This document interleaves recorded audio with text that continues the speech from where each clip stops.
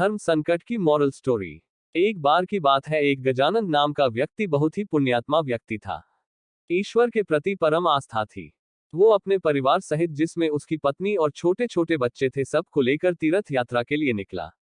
ये घटना उस जमाने की है जब सिर्फ बैलगाड़ियां अथवा घोड़ा गाड़ियां ही हुआ करती थी। गजानंद परिवार सहित पैदल ही यात्रा करता हुआ बहुत दूर तक जा पहुंचा। जेठ की गर्मी थी, थकान के मारे पूरे शरीर से पसीना छूटने लगा, प्यास से गला सूखने लगा तो एक पेड़ की छांव में रुके और अपने साथ जो पानी लाए थे उसे पीकर अपनी प्यास बुझाए। कुछ देर आराम करने के बाद आगे की यात्रा तय करने लगे। अब चलते चलते ऐसी जगह पर पहुंचे कि दूर दूर तक कोई नहीं, गर्मी भी अपनी चरम सीमा पर आग बरसा रही थी। अब साथ में जो पानी लाए थे वो भी खत्म हो चुका था। गजानंद ईश्वर का नाम जपते भजते हुए आगे बढ़ता रहा और ईश्वर से कहता रहा, हे ईश्वर, तू ही कोई मार्ग दिखा। तभी कुछ दूरी पर गजानंद को एक साधु तप करता हुआ नजर आया। व्यक्ति ने उस साधु से जाकर अपनी समस्या बताई। साधु बोले कि यहाँ से एक कोस दूर उत्तर की दिशा में एक छोटी दरिया बहती है, जाओ, जाकर वहां से पानी लेकर अपने परिवार की प्यास बुझा लो। साधु की बात सुनकर उसे बड़ी प्रसन्नता हुई और उसने साधु को धन्यवाद दिया। पत्नी एवं बच्चों की स्थिति नाजुक होने के कारण गजानंद ने रुकने के लिए बोला और खुद बाल्टी उठाए पानी लेने चला गया। गजानंद दरिया से पानी लेकर लौट रहा था तो उसे रास्ते में 5 व्यक्ति मिले जो अत्यंत प्यासे थे। पुण्य आत्मा को उन 5 व्यक्तियों की प्यास देखी नहीं गई और अपना सारा पानी उन प्यासों को पिला दिया। जब वो दोबारा पानी लेकर आ रहा था तो 5 अन्य व्यक्ति मिले जो उसी तरह प्यासे थे। पुण्य आत्मा गजानंद सोच में पड़ गया कि अरे प्रभु, ये कैसी लीला है तेरी। अब ये कैसे धर्म संकट में फंसा दिया मुझे। वहां मेरी पत्नी और बच्चे प्यास से व्याकुल है और यहाँ ये लोग भी बुरी हालत में।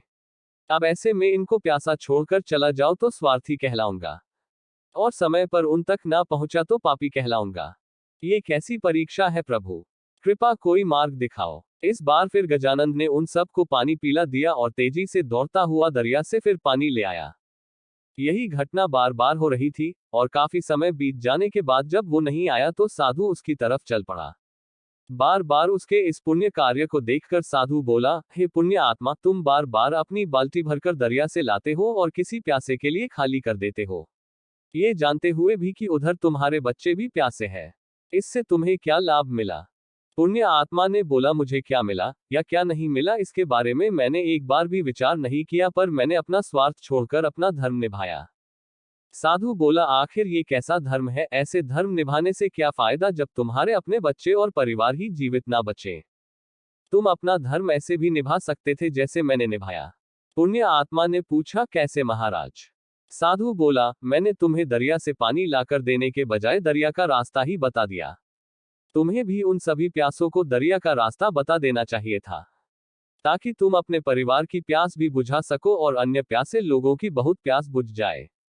फिर किसी को अपनी बाल्टी खाली करने की जरूरत ही नहीं। इतना कहकर साधु अंतर्ध्यान हो गया। इस तरह तुम इस धर्म संकट से बाहर निकल सकते थे।